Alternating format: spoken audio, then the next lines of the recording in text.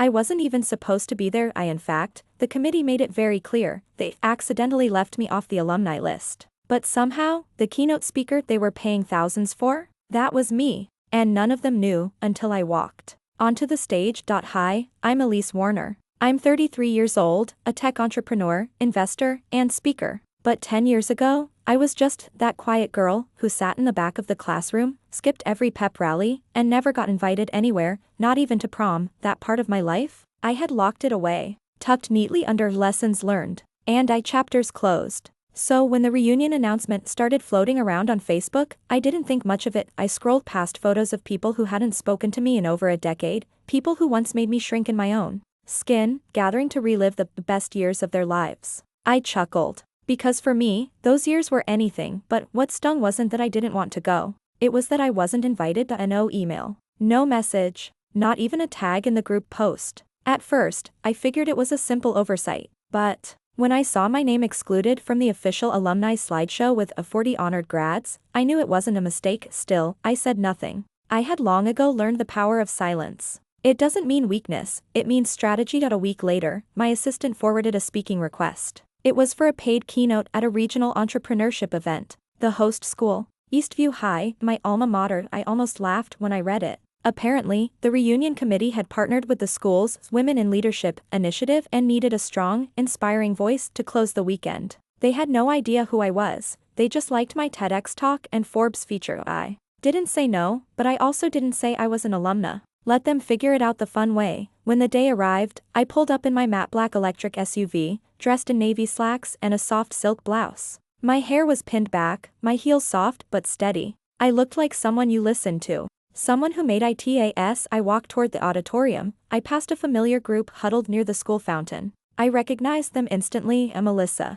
the former homecoming queen. Jason, who once stole my notes and claimed I had copied him. They looked right past me. Funny how invisibility becomes a habit. I signed in backstage. The event coordinator, a young woman named Tara, handed me a sleek badge with Keynote, Elise Warner, in bold. I pinned it to my blouse and waited. The reunion had kicked off earlier that weekend with drinks, games, and an alumni honor roll brunch. I hadn't been invited to that either. But here I was, closing the entire weekend as the main event. A few minutes before my time, I peeked through the side curtain. The auditorium was packed. Rows of familiar faces, some more wrinkled, some with kids squirming beside them, but all once part of a world that had rejected me. That's when it hit me. They still didn't recognize me. Melissa, sitting front row, laughed at something Jason said. My name was printed on the massive screen behind me, and they still didn't connect the dots. That's how deeply they had ignored me all those years. The MC took the stage. Please welcome our final speaker of the evening, entrepreneur, innovator, and national speaker, Elise Warner. The applause started slow, respectful, but impersonal, and then I walked out. For a second, the room shifted. Eyes squinted, heads tilted. Then, one by one, recognition dawned. Melissa's smile faltered, Jason's jaw dropped, and someone in the third row literally gasped. I stepped up to the podium, smiled warmly, and began, "Good evening. I'm Elise Warner, and 10 years ago, I sat right where you are now." Literally. Third row, back corner, near the heater that always rattled. Laughter rippled through the room. Unsure, you may not remember me. That's okay. I wasn't loud. I didn't run for student council. I wasn't on any sports teams. And I didn't get invited to many parties. A beat passed, or, apparently, to this reunion. The laughter turned real. Nervous. Some people looked down. Others leaned forward. But that's not what tonight is about, I continued, voice calm but firm. Tonight is about visibility. About the people we overlook, until they become impossible to ignore. I shared my story, not the highlight reel, but the real one. How I started my first business after being laid off. How I coded through nights and cried through mornings. How rejection taught me resilience. And how every time someone told me I wasn't enough, I quietly built something that said I was. The room was silent. Not out of politeness, out of reflection. I talked about building a startup from my bedroom floor, pitching to investors who called me a sweetheart, and eventually scaling to a multi-million-dollar company with clients across 6 countries. But the win, I said, pausing, wasn't the money. It was walking into rooms like this one and knowing, I don't need to belong in your memory to matter in your present. When I finished, the applause was deafening. Afterward, people swarmed me. Melissa said, I can't believe we were in school together. You've done so well for yourself. I just smiled. Jason asked if I'd consider investing in his app idea. I told him to send the deck, but what moved me most was a girl named Amira, barely 17, who waited until everyone else left. She said, "I sit in the same seat you did. No one knows my name either. But after tonight, I think I'll stop waiting for them to notice." I handed her my card. "Don't wait," I told her. "Build so loud that they can't ignore you, even when they try." That night, as I walked back to my car, I didn't feel revenge. I felt peace, because life has a funny way of circling back. The people who once looked through me now had to look up to me. And not because I wanted their applause, but because I no longer needed it. I drove past the school slowly, letting the memories pass through me like mist. I wasn't that quiet, overlooked girl anymore. I was the woman who returned not to prove herself, but to remind others like her that they're not invisible. Not forever. Sometimes the best way to respond to being left out is to own the stage they never imagined you'd reach. After the speech, I lingered near the back exit of the auditorium, away from the crowd of former classmates who had suddenly remembered me. I was never one for small talk, especially not the kind laced with guilt or nostalgia. Still, the conversations found me. "Do you remember me?" someone asked, laughing nervously. "I think we had biology together. You always seemed really focused." That was their new word for me, focused. Not weird. Not a quiet. Not a antisocial. It was funny how success rewrites history. I kept my responses polite, measured, but I didn't offer more than they asked for. That part of my life, those high school years, I'd already made peace with it. I didn't need their redemption now, but something unexpected happened when I got to the parking lot. Tara, the event coordinator, came jogging up behind me. She was out of breath, holding her clipboard like it was a shield. "Elise, sorry, I know you're probably exhausted, but I had to tell you something." I turned. She looked maybe 24, smart eyes, nervous smile. "I wanted to tell you I'm from this school too. Graduated 8 years after you." I sat in that same third row seat, and I've never seen someone walk into this place and flip the energy like that. I smiled, grateful. But it was what she said next that stayed with me. They asked me to find a big name for the keynote. Us wow factor.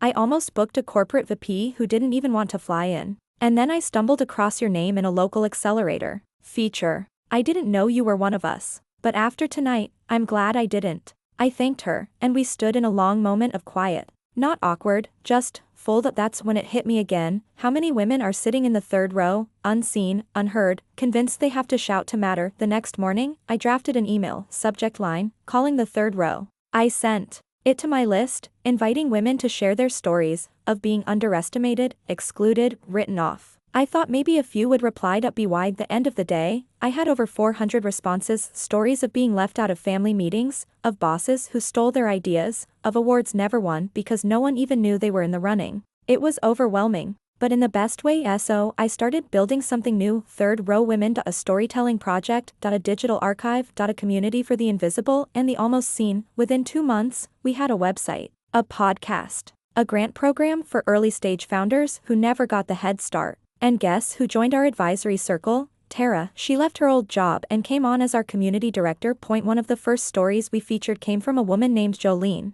She'd spent 12 years in an office where no one ever learned her name, until her automation script saved the company $500,000. Another story came from a woman who returned to a college that had expelled her for grades, only to fund a new scholarship. In her name, every story echoed mine, and yet each one was its own symphony of triumph. And as for the reunion committee? Well, they reached out again. They wanted to do a write-up on my success for the alumni newsletter. I declined, but I offered to feature their school in a Third Row Women mini-doc if they agreed to host a visibility workshop for current students. To my surprise, they said yes.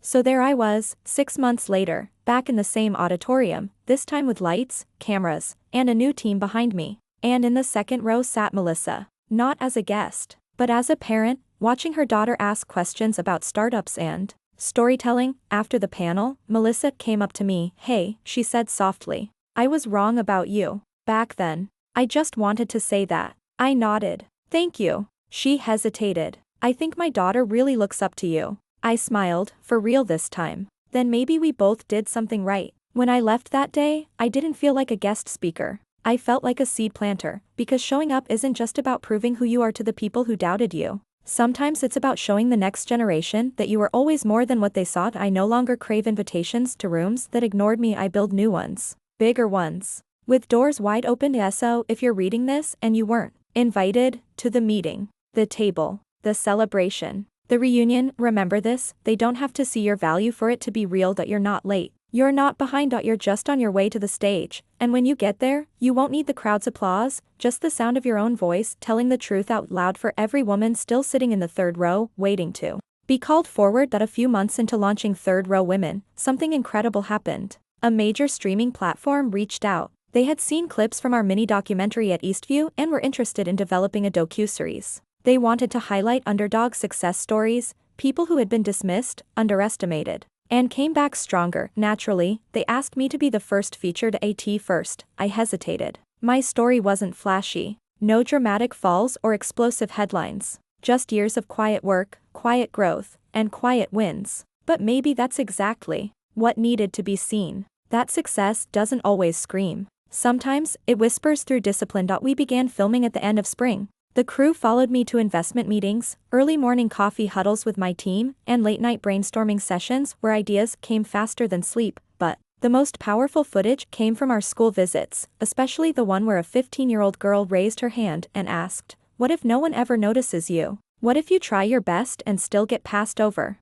I walked down to her row, sat beside her, and said, "Then you keep going anyway. Not for their recognition. For yours." That clip went viral. Within days, hundreds of thousands of views turned into millions. And with it, emails poured in from around the world, from women who had been overlooked by their companies, ignored by their families, or told by entire systems that their voice didn't matter. We turned that moment into a movement. Soon after, we hosted our first Third Row Summit, a 2-day event in New York City with speakers, workshops, and storytelling circles. And guess who asked to sponsor it? Eastview High School. They even offered to send 10 current students, all expenses paid. I accepted. Not out of pride, but because this was bigger than me now, and in a surprising twist, the school's principal invited me to return, not as a speaker, but as the recipient of their Distinguished Alumna Award. I didn't even know the award existed. Apparently, it had never been given before. When I stepped onto that same old stage again, under fresh lights, and with a new plaque in hand, I finally understood something that had taken me over a decade to see. It wasn't just about proving myself. It was about redefining what success looked like for every girl who had once sat silently in the back of the room. It looked like walking into a room they didn't invite you to,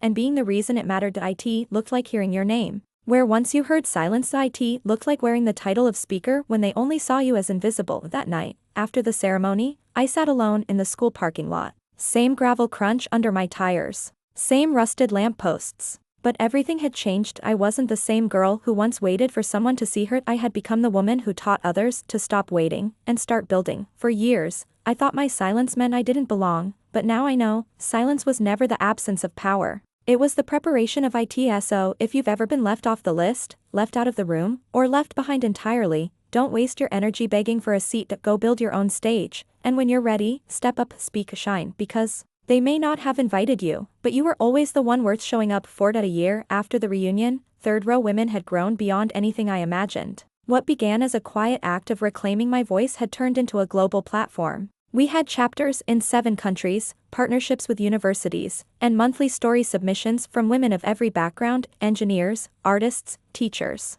coders, even stay-at-home moms who built businesses from kitchen tables. One afternoon, I sat in our new office, a loft space overlooking the city skyline. My name wasn't on the door. That was intentional. The mission came first, not me. Still, when visitors walked in, they could feel it. The energy of women who had been overlooked finally finding a place where they were seen. I was reviewing a story from a woman named Brielle, a former barista who had been passed over for management 6 times before starting her own sustainable coffee brand. Her company had just landed a deal with a national distributor. At the end of her story, she wrote, "I never thought my name would be on something important. I just needed one person to believe it could be." I sat there, holding back tears, because I had once written those same words to myself in a journal no one else read. I had once been the girl who thought my name would never carry weight, never be on a stage, never be anything more than a footnote, and now, I was witnessing a generation of women rise from the back row to the microphone, because someone finally built them a platform. That night,